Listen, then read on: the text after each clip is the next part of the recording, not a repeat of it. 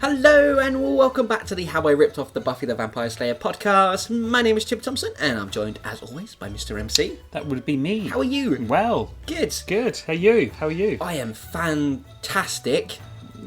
I'm not convinced. No, that's alright, everyone's in lockdown, aren't they? This is Friends and Family, MC, Part 1, Episode 19. That's what I was trying to remember. I was stalling for time for. Well done. What happened last week, MC? Honestly, I don't know. It was a mess. So Shin-no-Khan has been kidnapped via evil SWAT Ghostbusters, who also took away Louise's ninja ghost powering thing. That was an accidental thing as well, wasn't it? I feel like, yeah. So there's a mystical object, as always, involved, which is an urn, which turns into a demon, which turns into a safe. That's not even a joke. No. That's literally it. Yep. And I don't think it was written as a joke either. I think it was me trying to be like, oh, mysterious ritual, what's a bit different? Oh, safes. But it's so stupid. Yep.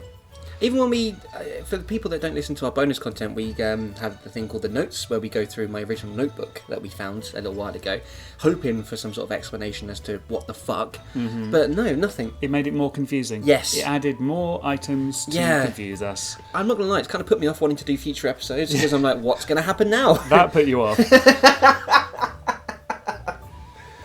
Anyway, despite the completely incoherent events that were going on, MC and Chip have decided to storm the police station where they think the urn, which was used to capture Shin-no-Khan, which is now a demon, which is now a safe. It got turned into a demon, yeah. And a safe. Did it get turned into a safe? Yeah, he found the gem. Oh, that was it. If this isn't making any sense, listen to last week's episode and it won't make any sense either. You genuinely look in pain. Like, yeah. I can see your face trying to recall the episode and it looks like it hurts It's you. blocked it out. My brain has just blanked it out. Well, that seems the perfect moment then, MC. to get into Friends and Family, Part 1. Previously on Tamora Gayson. MC laughed. He had to. He didn't know what else to do. He stood up again. This is madness. After what he's done to us all, he doesn't deserve another chance. Do you know where he has been since he died? Since he sacrificed himself? Yes, Shin-no-Khan, you left out heroically, but yes, Shin-no-Khan. Let me think. A holiday home in Barbados? No. Hell. Tifa, Jay, Louise, Shin-no-Khan, MC, and Chip. You all have something to worry about because the Tokyo police force are not quite what they seem. Good night. The phone clicked as Chief Inspector Harato hung up. Startled, Chip woke up suddenly. He didn't know how long he'd been out, but it was enough time for that wacky dream. That wacky dream that he secretly doesn't yearn for. No. It was still night, which meant it hadn't been for long. He checked his watch. It was broken. Then Chip remembered it was probably smashed during the blast that came from the portal. He helped himself to his feet and looked around the warehouse, or rather, what was left of it. A huge gaping hole in the roof let the moon shine in, but there was no sign of the one anywhere. Where's my new pet gone? Chip said to himself. I wanted to play with it. He exited the warehouse and started his search for the one.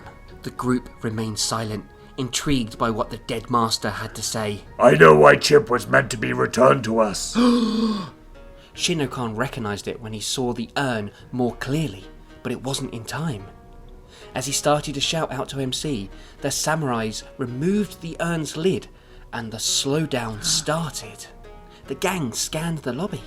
It was true. Shin-no-Khan was nowhere to be seen. Not yet. If we can get the safe, there's a chance we can save him. Oh, then I can get my dead ninja man back, Louise said wearily from the table. I miss him. MC, you can't raid a police headquarters by yourself. He won't be, Chip said as he walked into the mansion. MC disappeared upstairs, with Chip slowly following. It's suicide. Jay said under his breath. The weapons room door clicked open. Click open? I think it closes when it clicks, right? I mean, if this is the only confusing thing in this entire episode, I will be very happy. The weapons room door clicked open. It was drenched in darkness. There were no windows in the room, so not even the moon could shine upon the assortment of sharp and blunt objects. MC found the light switch with his right hand, and suddenly the room was visible, as was the arsenal. A shelf leant on each wall and displayed the weapons in alphabetical order. A for arrow, B for battle axe, B for big sword. P for pole-like spear. Oh, no, well done. Whatever it well was. Well remembered. Thank you. The way MC liked it. Which is weird, because I feel like nowadays that'd be more me than you. That's very true. Yeah. How the times have changed. The system he had arranged meant it was a lot easier to find the correct instrument in a crisis. The first shelf was home to an assortment of axes, a broadsword and crossbows. MC wondered what weapon, or indeed weapons, he would need for his assault on the police station. There were many options. His eyes scanned kendo sticks, scythes and throwing stars. Oh, Jay's been there then. Yeah, so he's obviously picked his weapon and put it up as well. Mm-hmm. Also, kendo sticks, I don't know how much of a real thing they are, but I know I got that from wrestling.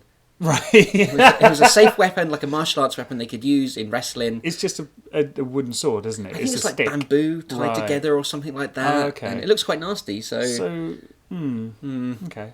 His eyes scanned kendo sticks, scythes and throwing stars. Each one had been handcrafted and would do the maximum amount of damage in a fight. MC drifted towards the shelf straight across from the door and reached for a katana. He gripped the handle and closed his eyes. His thoughts turned back to the early days in the dojo when Shin-no-Khan had taught him how to use a wide variety of weapons. All within a year, because that's how long they trained for, to become mystical, supernatural crime-fighting ninjas.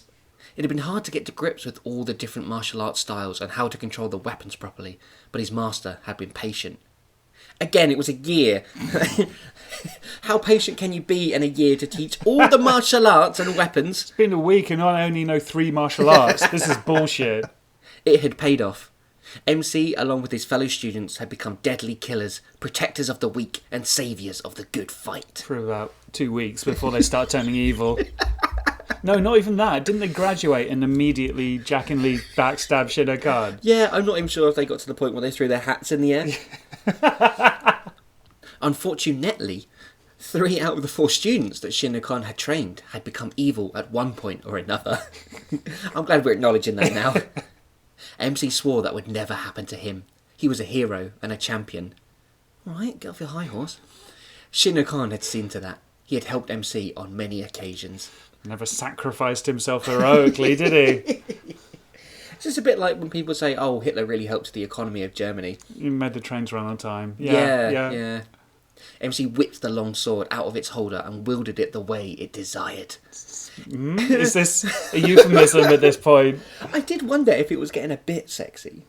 But then I didn't want to say that in case it was just me. You're thinking about me with a long sword in my hand. Handling it the way it desired. And if there's one thing I don't want from this show, MC, is for me to come out looking bad. Now Shin-no-Khan was in trouble. Locked away in a mystical safe, it was MC's turn to save him, just like the many times he had saved his Padawan learners. Padawan is literally just from Star Wars, right? Pretty sure. Yeah. Yep, so just rip that off. Cool. MC turned the light out and closed the door as he left the weapons room. As a point, wasn't Padawan Learner the episode title? Yes, it was the one where they were teaching Jay some stuff, I think. So that was a callback. Yes, but also probably forgot that and just wanted to rip it off from Star Wars. Probably, yeah. Yeah. Also, did MC take any weapons, or has he just gone in with a boner and come back out again? That's all he needs. The most deadly of the weapons. Handle that how it was desired. Jay noticed Louise's head slipping. She was resting on the sofa inside the mansion's living room next to Tifa. Her head gradually slid from the back of the sofa and rested onto Tifa's shoulder. Oh yeah, they're a bit alcoholed up, aren't they? Yeah. Given the amount of tequila consumed by the two of them, they would be out for some time. Better get you two to bed, He said softly. He started to lift Louise and wondered what she would say if she woke up and saw Jay leaning over her. She'd probably hit me and or swear a lot. Jay thought. At least we're not arguing anymore.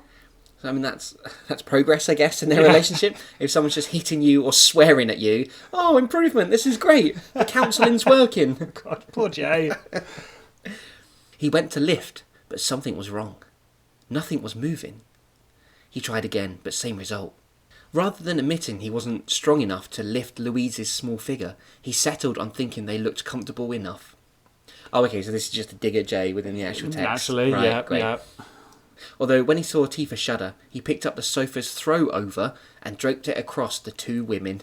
Jay went to put the television on, but the thought of two drunk, sleepy and grumpy women yelling at him wasn't a pleasing thought. Poor Jay, man. I know. Like, he's so like, oh, I can't do anything. Like, I'm going to get yelled at, they're going to hit me. I want Jay to be the only one with a happy ending. Well, he should go to the weapons room then. For a minute, I thought you were talking about the scythe, and I was like, oh, no. Nope, for sexy times. Maybe with the scythe. He heard Chip in the lobby. He and MC were about to embark on a dangerous mission to the police headquarters to rescue Shin-no-Khan. He couldn't really say anything, but Jay wished for a distraction. Something, anything to stop them both. Well, MC at least. Jay watched Chip from the safety of the living room. He was loading his wrist thingies with two knives. Chip tucked a larger blade inside his jacket pocket. They love tucking weapons in their jacket pockets. Like the insides of their jackets must be so torn up and ripped by this point. Shin-no-Khan said he was back for a reason, but it looks like we'll never get to hear that now. Jay thought. I can't even decide if I want it to be good or evil. If he was evil, then we could just kill him and wouldn't even have to worry about all this forgiveness crap. It's a simpler option, to be fair. I mean, yeah, in a way, but then do you want him... Because Chip was pretty evil. He did some bad things. I guess it just is Jay's kind of figure, like, well, we know how evil Chip operates. We got the jump on him this time. We I could guess just, so. Yeah. If he turned round suddenly and was like, oh no, forget my heroic sacrifice that you still forgive me for. I'm evil now. Flip the evil switch. Jay saw MC coming down the stairs and stepped into the lobby. Ready? MC said to Chip. Chip released one of his wrist blades to make sure the spring was still working. When he was satisfied, he nodded to MC. Cool. The pair headed for the door. Jay wondered if he should try and stop them, but what could he do against two ninjas?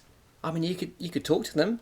Like, at least one of them's still your friend. Like, well, I mean, it's not like anyone listens to him, and literally had a thing about how he's got this abusive relationship with Louise and apparently Tifa. So it's like Oliver Twist wondering about asking for more food.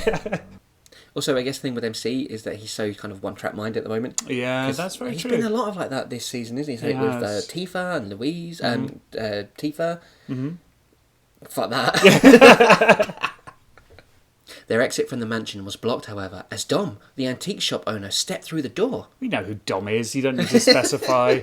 Do you know, on that note, when I was mildly obsessed with Buffy and Angel growing up, I bought a lot of like the novels and the books. Oh, yeah. And I had so many because I could get them cheap on eBay and stuff like that. And I got really sick of them because they would literally do that. They'd be like, oh, and here is Cordelia. She used to be a real spoiled brat back in Sunnydale, but now, since she's been in LA with Angel, she's really grown into a... And, like, every book was like that with every single character. And I know. Like, I watch these two shows exclusively all the time. I know who the bloody characters are. I mean, why are you explaining them to me, book? Maybe it wasn't written just for you. No, it was MC. I wouldn't be surprised if you were literally the only reader of them, to be fair. Yeah, so clearly I took that on board in my writing. Their exit from the mansion was blocked, however, as Dom, the antique shop owner, stepped through the door. What do you want? MC asked. I came to see how everything went, Dom replied. After all, I did help in the research. It's going great. We're just on our way to finish the job. MC and Chip brushed past Dom. The shop owner called after them. But I have a different job for you. Both MC and Chip turned back and faced Dom. And this one is a little more urgent. This is almost like a classic trope of my writing in a way. It's like, here is the main plot point. They have to go and do this. But wait! Well, there's more! There's more! There's a little thing they've got to do. It's like when Jay got portaled and MC and Chip had to go to the genetics factory. Oh, yeah. It just seems to be a thing. There's always something else that's happening. I think you've discovered subplots. I've heard of them. I don't know if I've discovered them. I like the shadows, he decided. They kind of remind me of home.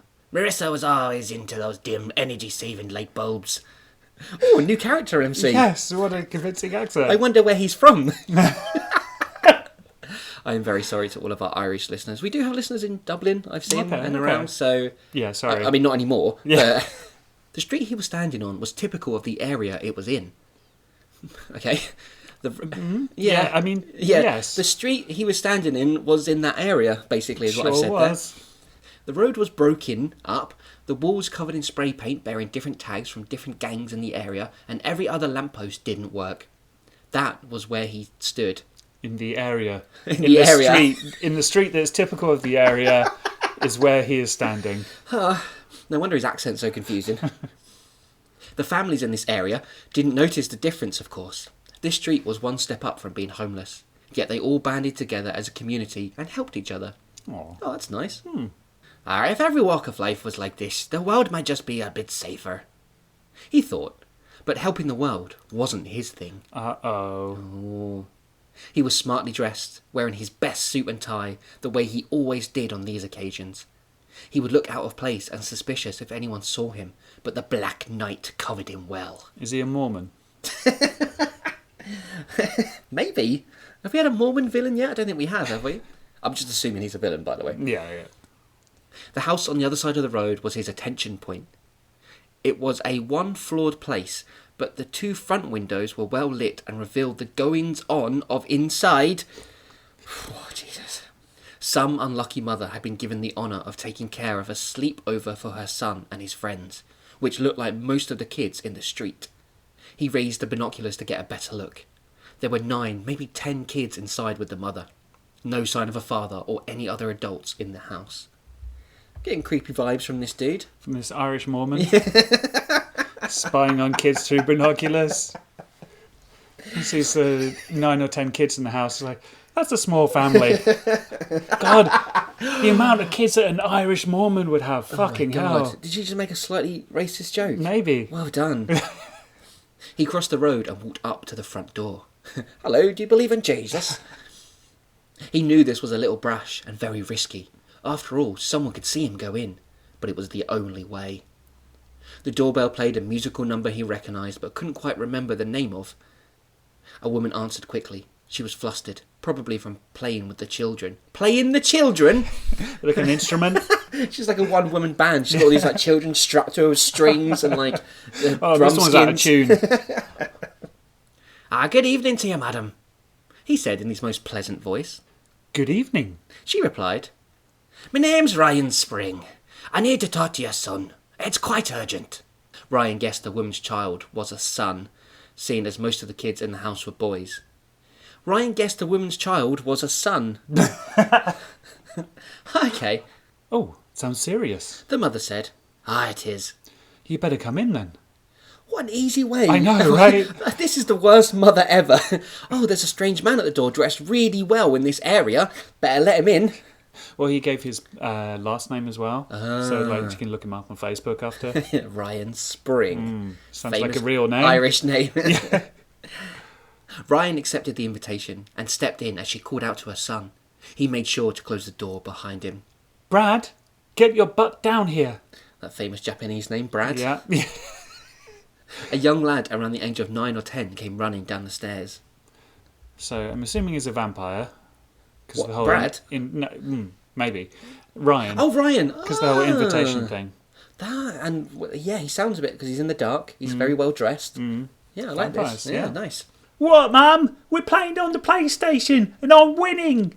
There's a question mark on the end of that sentence. What, Mum? We're playing on the PlayStation and I'm winning? Brad, this man says he has something important to tell you. Actually, I just thought I'd kill you all. The mother saw the fear in her son's face. She turned to face the man that had just entered her house, but he had changed. His face was now a picture of evil, his eyes a dark blood red, and his teeth a lot sharper. She screamed as he lunged forward and bit down hard on her neck, rupturing multiple veins. Brad started to scream, just as his mother stopped thanks to the blood in her throat that was choking her. His screams brought the rest of his friends down from upstairs. Let's go see what that blood-curdling scream is. You called it, though. Yeah, I did. Ryan dropped the now dead woman to the floor and smiled as he took a huge whiff of the children's fear. Don't worry, kids. Just think of me as Santa come early. Irish Mormon Santa is a lot different to Santa in the rest of the world. But I mean, why would they think of him that way? Yes. I mean, do you think he's doing something like turning the kids for an wondering army or something? that, Like he's like a semi-Irish Pied Piper vampire. Yes, and he is Mormon, so he's used to having big families. Right. And he's trying to bring over that from his previous life. Because if you were a Mormon in a previous life and you got turned into a vampire, you'd be like, oh, I still want to be a Mormon, definitely. Well, it just makes sense. Magical underwear. What? That's the thing, isn't it? Is it? I think so. Where? Mormon land? I'm going to have to look this up. He eats children. Jay asked. He was completely astonished. He knew there were some despicable things in this world and others, but anything involving kids always made his blood boil. He knew there were some despicable things in this world and others. Oh, in other worlds. Right, yeah, I see. that's true. That actually makes sense. He's I'm very sorry, well- 15-year-old Chip. Jay is very worldly. He doesn't just eat them, Dom started to say when MC cut him off. We don't need to hear the rest of it. He said, good, then you'll take the case. Just as soon as we finish this mission, you've already delayed by 10 minutes by telling us about this vampire who is hunting kids. MC is so One-track mind. Yeah, One-track yeah. mind. To be fair, I guess there's, the clock's ticking on Shin-no-Khan. Although they don't know that. No, That's they true, don't that's know true. that. MC went to leave the mansion again, but Jay stopped him. MC, you can't ignore this. It was to be dealt with now, before anyone else gets hurt. What? It has to be dealt with, is what it's meant to say. Okay, but it's not what it says. No. What do you think? MC asked Chip, who was standing on the other side of the lobby. Chip just shook his head. I know what Shin-no-Khan would say. Yeah, well, how about you ask him once we've got him back? MC tried to leave again. This isn't something you can just ignore. Jay said, People are dying. You know about it. And we need to put a stop to it. this is kind of like when he let the rapist go as well. Yeah. You know? I mean, how do we feel about MC as a hero who does things like this? Like, obviously he's been personally hurt by the things that Hirato has done. Sure. But, I mean, letting go, like, a rapist and now a child killer is... An Irish Mormon Yeah, with magic pants. child-killing vampire. The worst kind. That makes these crimes even worse. Exactly. Yeah, no, it's interesting. It's kind of, in a way, lost sight of the big picture. Yeah. Yeah.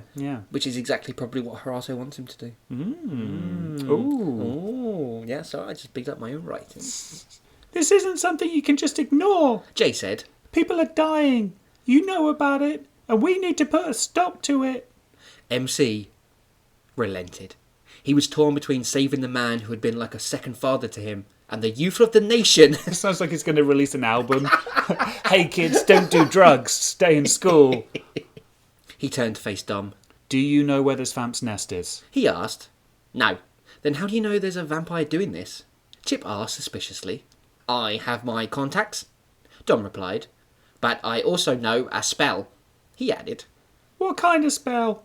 Nothing to do with portals, is it? Jay said worriedly. In my head I can see him just like slowly stepping away. No, nothing like that. I can astral project to a different plane. Here I can find specific things. One time I used it to find my car keys. You astral projected to the car key plane. This feels like a very convenient power.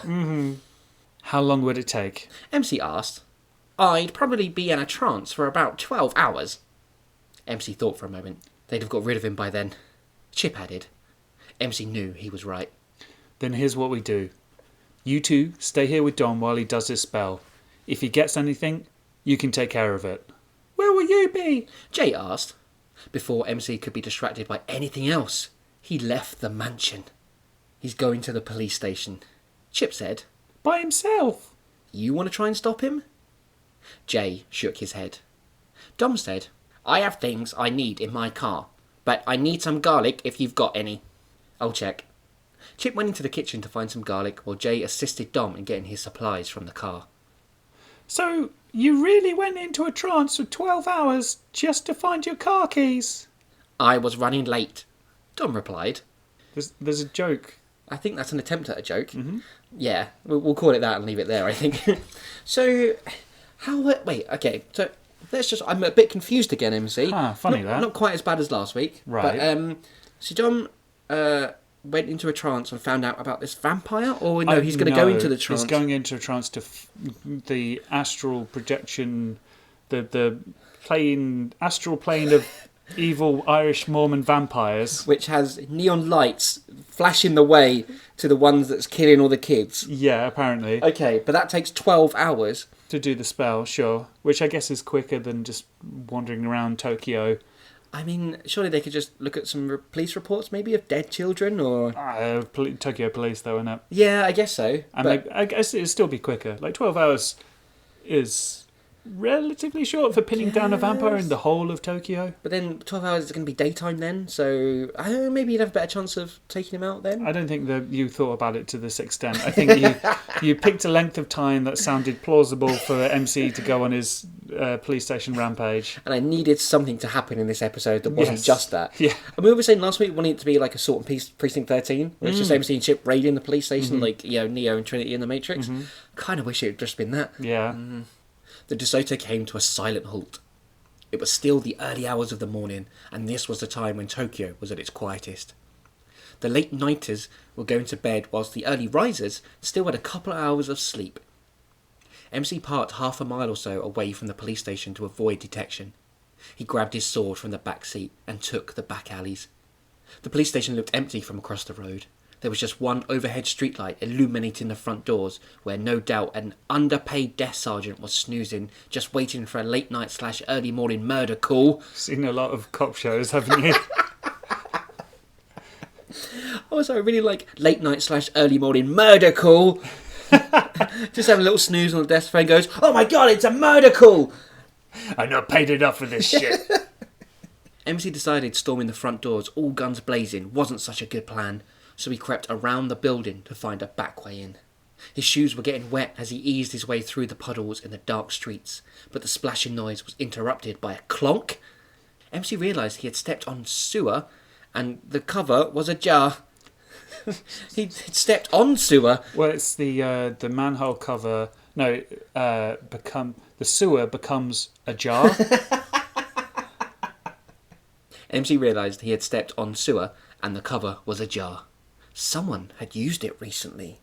It's going to be the Teenage Mutant Ninja Turtles crossover you've been crying out for so long. I really want that. I really want that to happen now. MC pulled the manhole cover all the way off and looked down into the darkness. He could feel a ladder when he put out his hands in. It seemed to lead down. Well, where else is it going to lead? To the astral plane of sewers or jars. 12-hour ladder. He could feel a ladder when he put out his hands in. There's some sentences in this episode. There are. With thoughts of Shin-no-Khan still fresh in his mind, MC fished out a small blue light from his jacket pocket and stepped onto the ladder. The light was only small and hardly lit up anything. All MC could see was the metal rung in front of him. After about 14 steps, he hit the floor of the sewer. He had two options, go left or go right. Knowing the police HQ was just to the west of the sewer, he chose left. MC's sense of direction is way better than real MC's sense of direction. But I like he had to deliberate. Yeah. It's west, so do I go left or right? To be fair, real me couldn't have navigated down the ladder. Well, which way do I go again? Just see you going up to the sky like, no, MC, wrong way!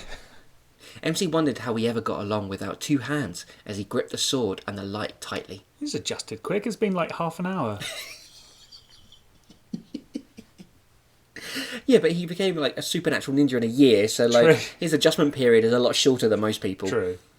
Little things were so much harder with just one hand. Making coffee, driving, and even fighting became a little difficult, but he had adapted.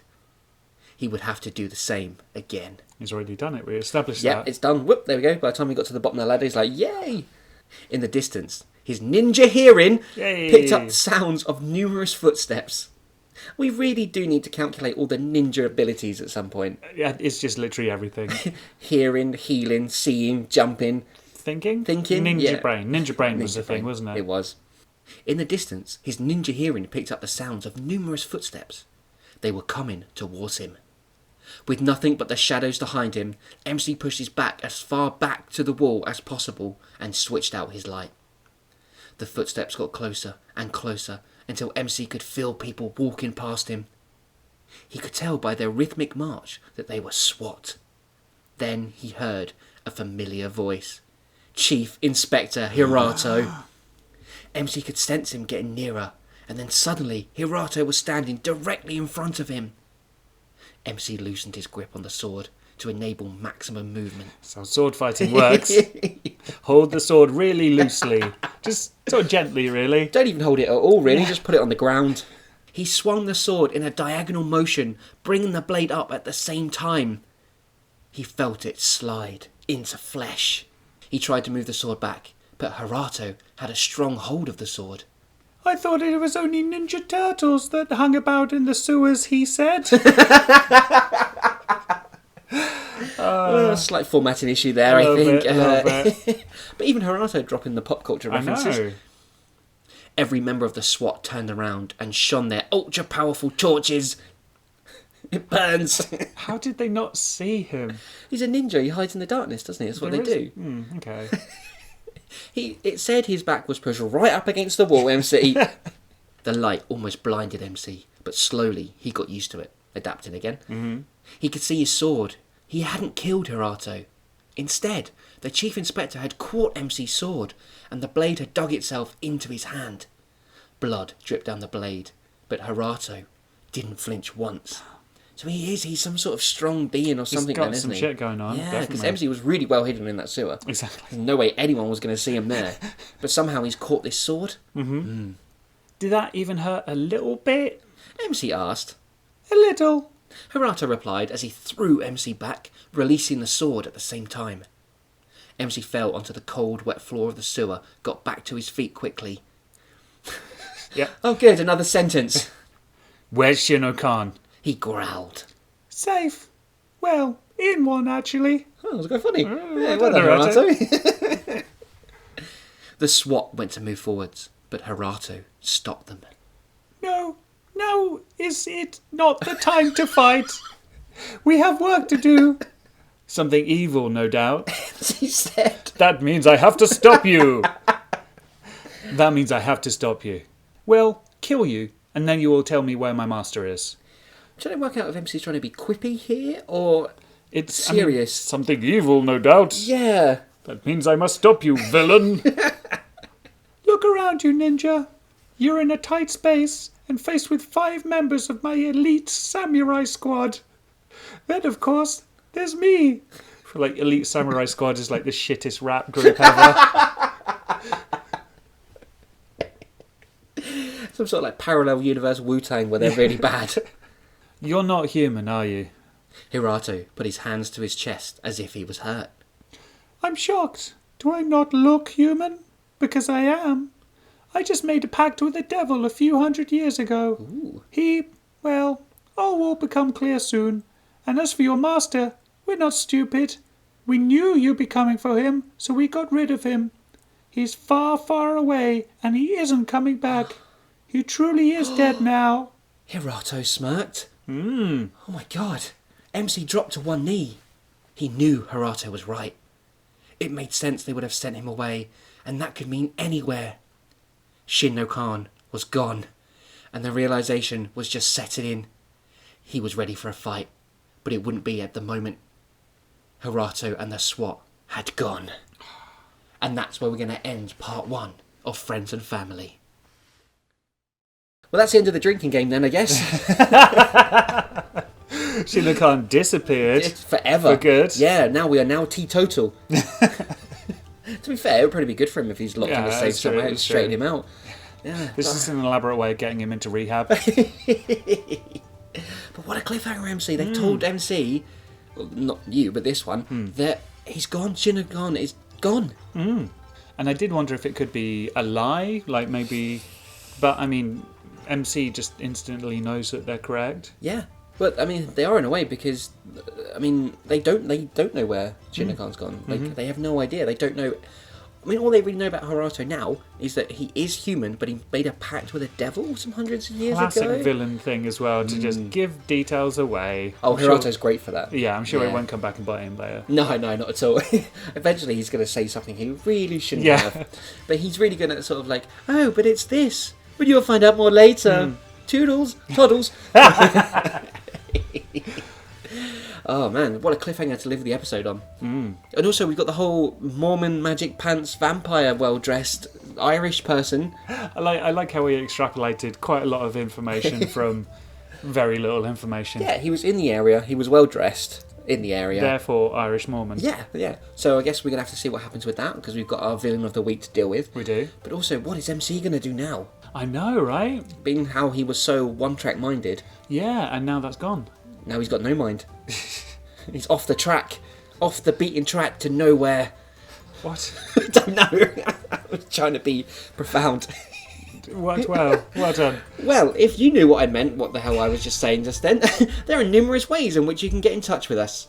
You can find us on Facebook, where we're at facebook.com/howiRippedOffPodcast. And we are also on Twitter at HowIRippedOff. And if you want to hear our entire back catalogue or just share it with a friend, you can find them at SoundCloud, Stitcher Radio, iTunes and YouTube. And if you could leave us a rating and review, we would appreciate it very much. I realise the last 2 episodes have been either racist or confusing or both. Every episode. That's true. But if you can look past that and leave us a nice review. Lie. Just lie. Just Say lie. it's good. Just leave 5 stars and be like, yeah, it's really good, you should totally listen to it. Yeah. Well, I'm off to have a nice glass of water in Shin-no-Khan's honour.